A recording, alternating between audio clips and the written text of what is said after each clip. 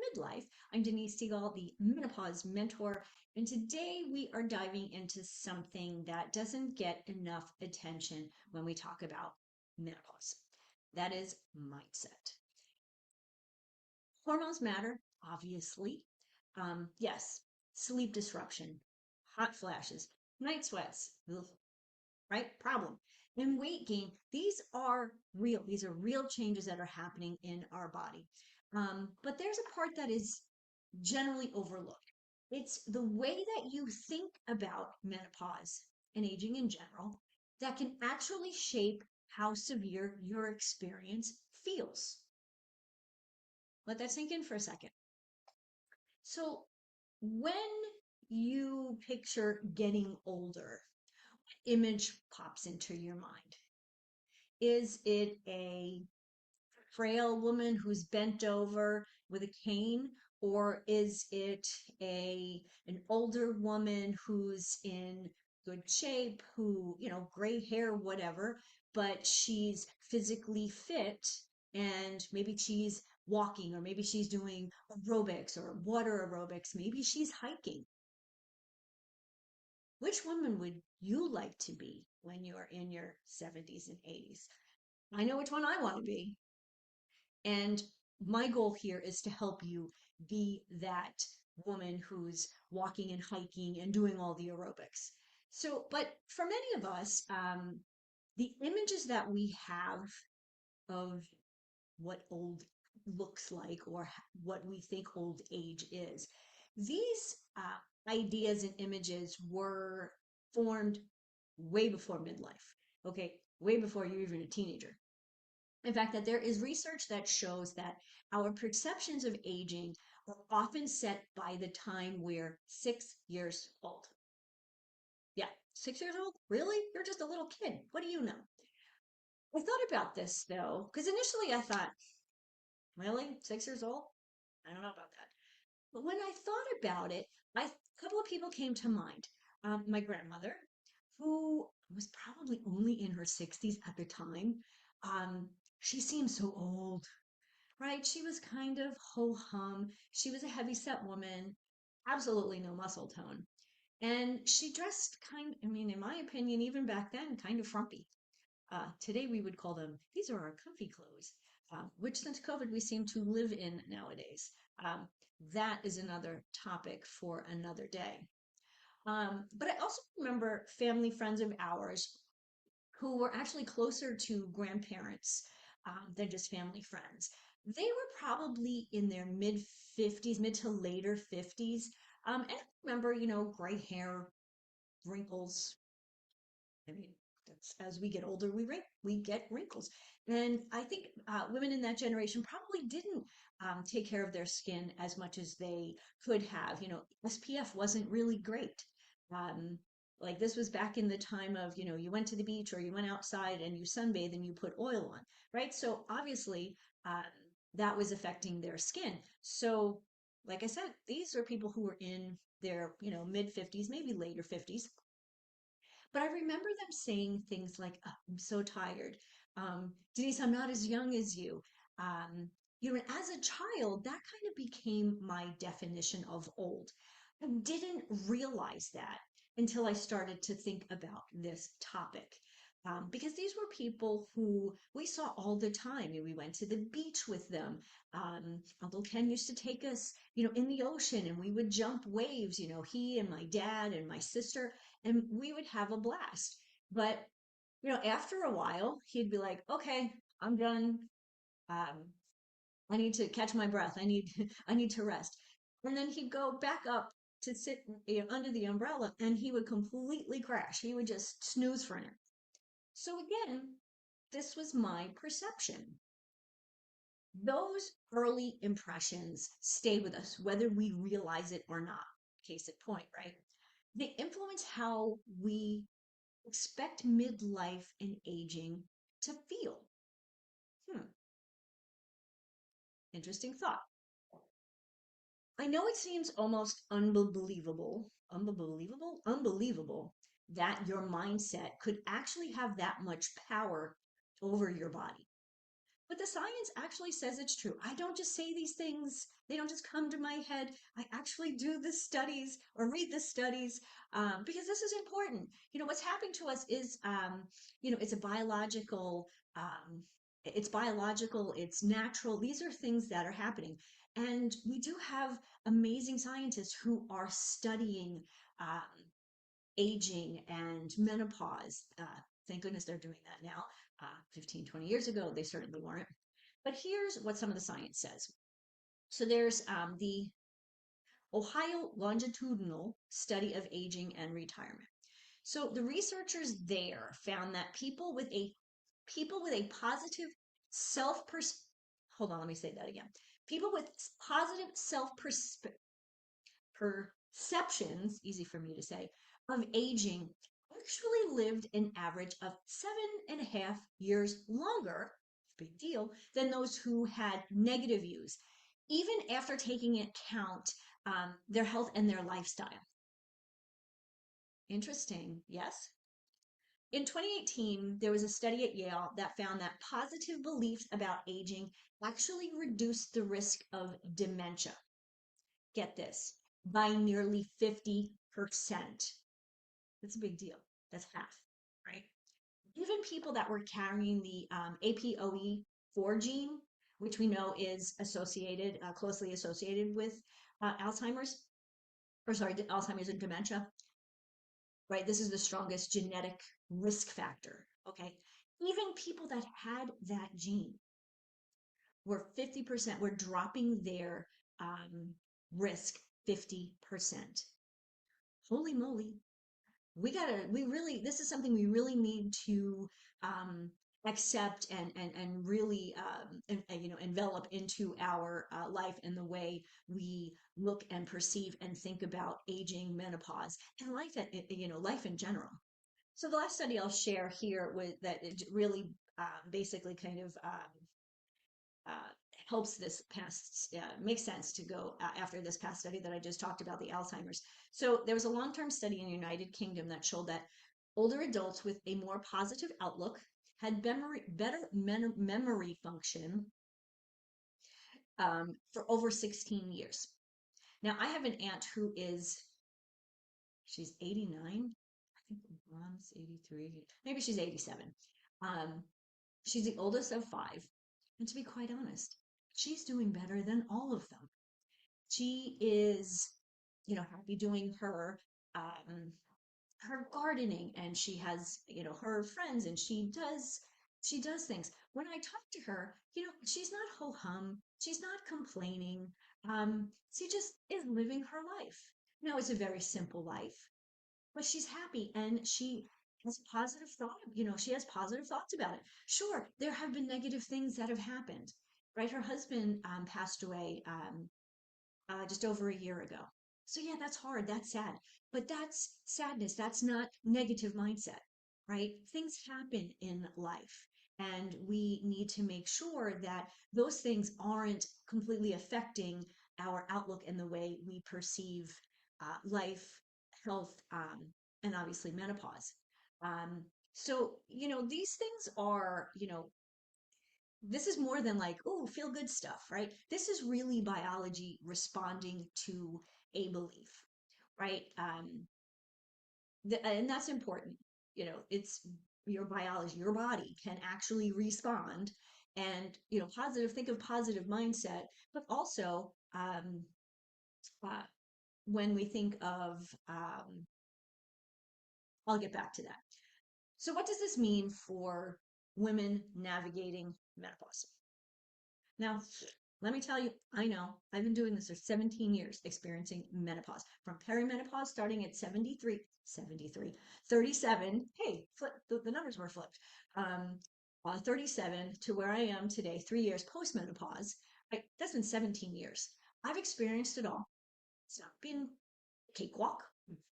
There have been some days that it was tough, but the hot flashes, the mood swings, the brain fog, yeah, I know they're real.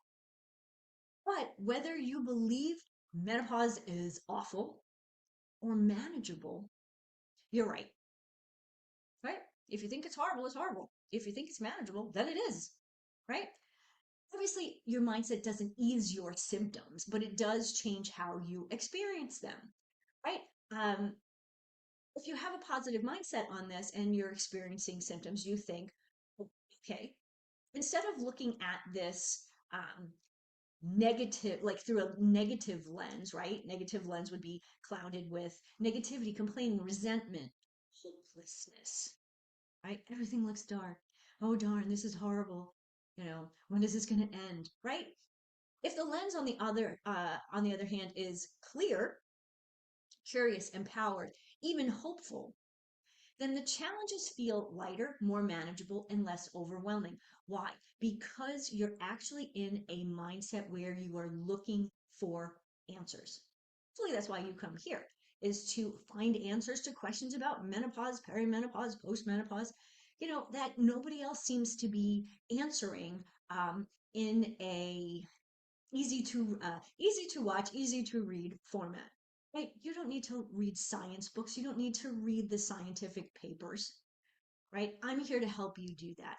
And I do that because when I started struggling, there wasn't a menopause mentor to guide me and empower me.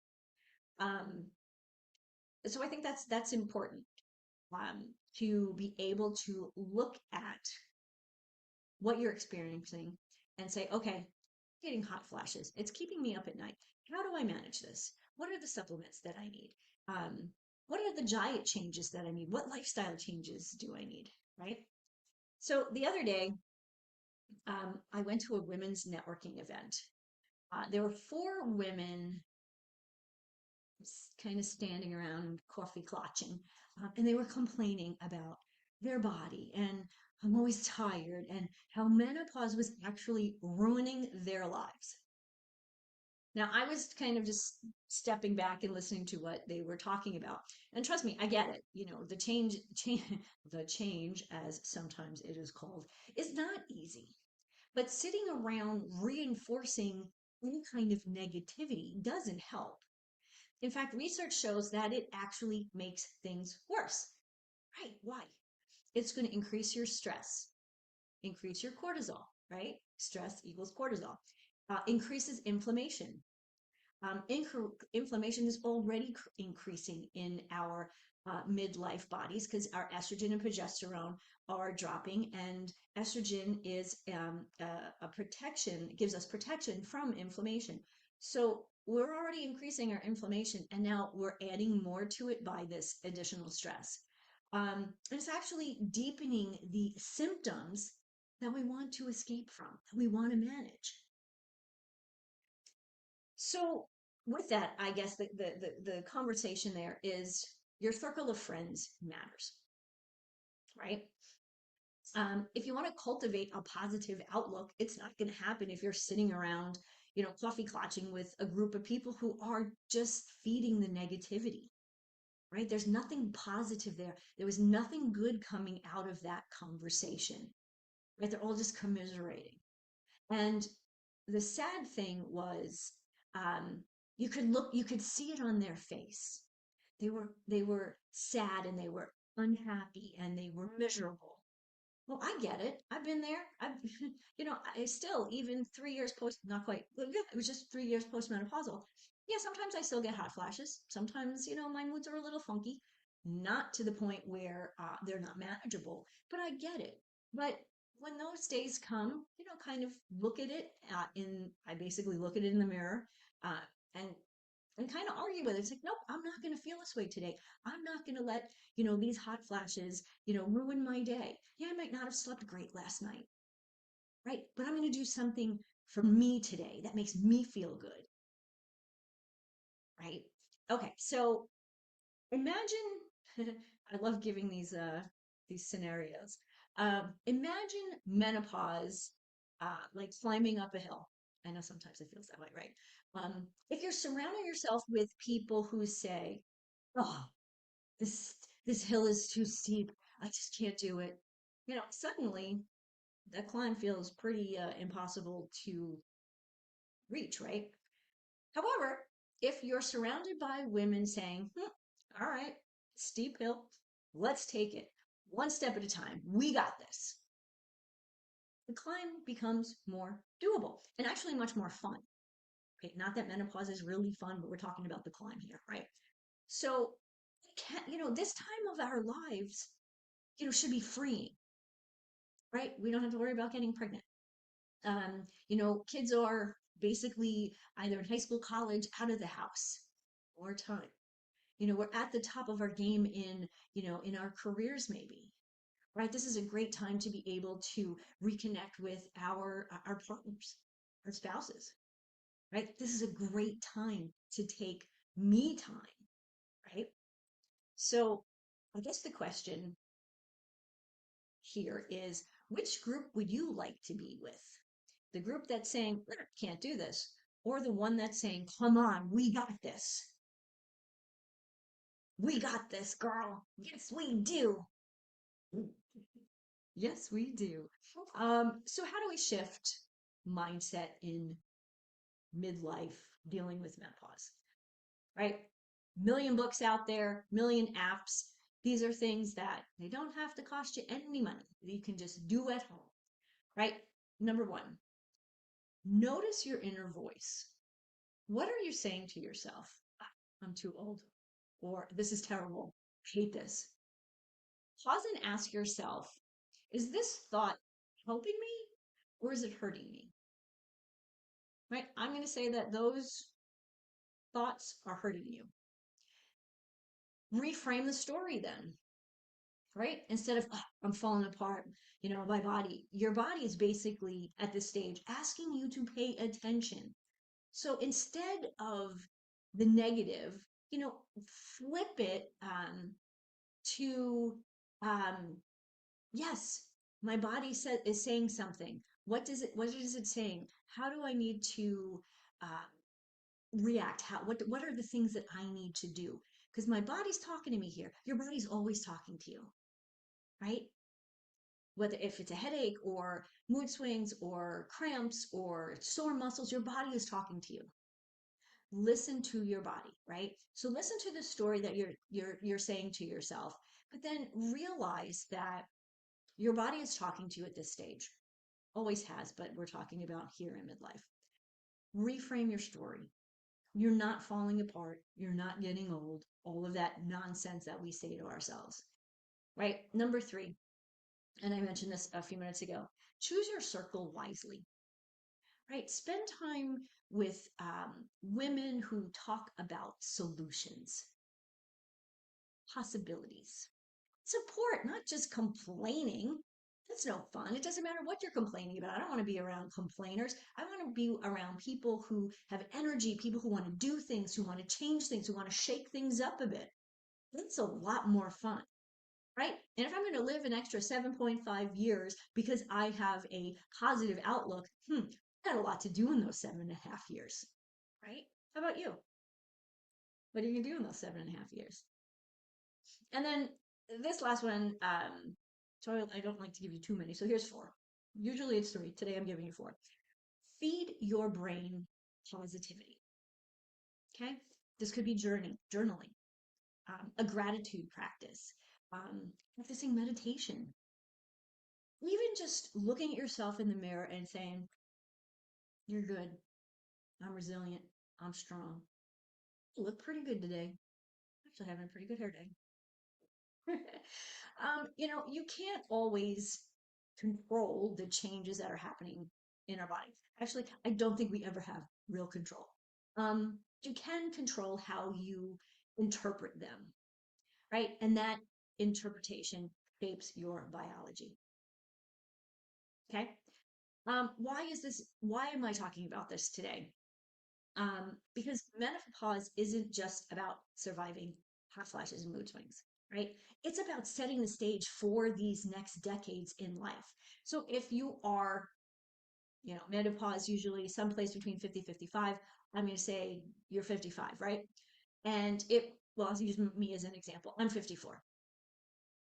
My lifespan, when I go online and I look at, all of the calculators that they have there, they have me as at least living another 30 years. So at 54, that's 84. My mom's almost already 84 and she's kicking butt. And so I want to be like my mom in that respect, right? Um, what do you want to do when you're 60, 70, and 80? Because you can't decide when you're 70 that you want to make all these huge changes. You need to decide now, right? The positive mindset, the lifestyle changes, the nutrition changes that I talk about regularly, the support, whether it's HRT, supplementation, like or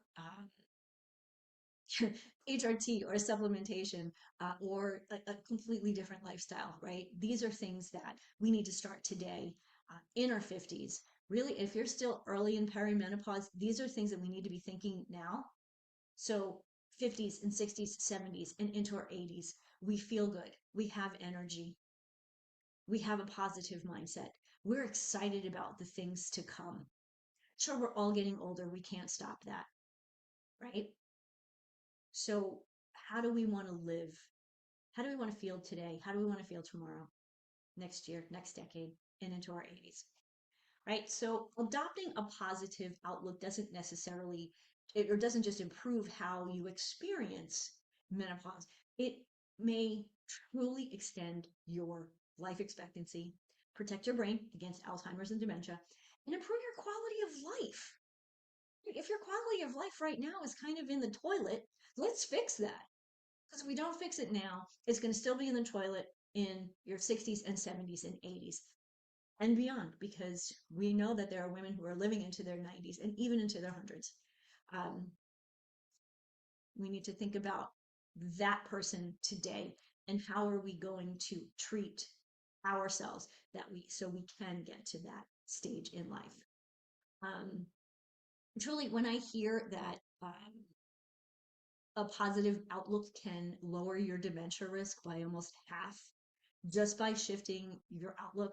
Seriously, to me, that's reason enough to adopt a positive mindset about aging. Seriously, if that doesn't, give you a reason, I don't know what will. So here's my challenge for you today. Reflect on the stories that you've been carrying around aging and around menopause. Where did they come from? Your mother, grandmother, social media, your friends? And most important, do they serve you? If they do not, it's time to make some changes in the way you're thinking about aging and menopause, right? Um,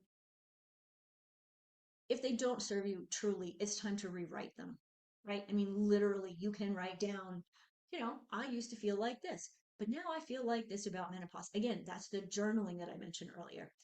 Because you deserve to experience menopause uh, not as the end of something, but a powerful beginning to a new chapter in your life, right? So if you're ready to start shifting your mindset, I would love to help. Head to my website, denisestegall.com, take the menopause quiz. It's a simple way to understand where you are today and possibly shed some light on what steps you can take to create a more positive, empowering experience in midlife. Mindset isn't everything, but it changes everything. Thank you for joining me on today's episode of Healthy Living, Happy Midlife. Until next time, keep nourishing your body, your mind, and your spirit. Eat real food, make good decisions, and be accountable to the most important person in the world, you. Thank you for joining me for another episode of Healthy Living, Happy Midlife. My hope is that today's conversation left you inspired, encouraged, and ready to take the next step toward creating a vibrant, fulfilling life that you deserve. Remember, you don't have to settle for fatigue, brain fog, or frustration. Midlife is not the end of your story. It's the doorway to your next best chapter. And I'm here to help you walk through it with energy, with confidence, and with joy. So if you're ready to take this journey further, I invite you to schedule a free strategy call with me. The link is in the show notes. And together we'll design a plan that works for you at this time in your life, for your body. So be sure to subscribe, rate, and review the show on your favorite podcast platform. catch the video version on YouTube so you never miss another episode. Share it with a friend who needs to hear that midlife can truly be the most powerful season of her life. Until next time, I'm Denise Stegall, reminding you that healthy living, happy midlife is not just possible, it's yours for the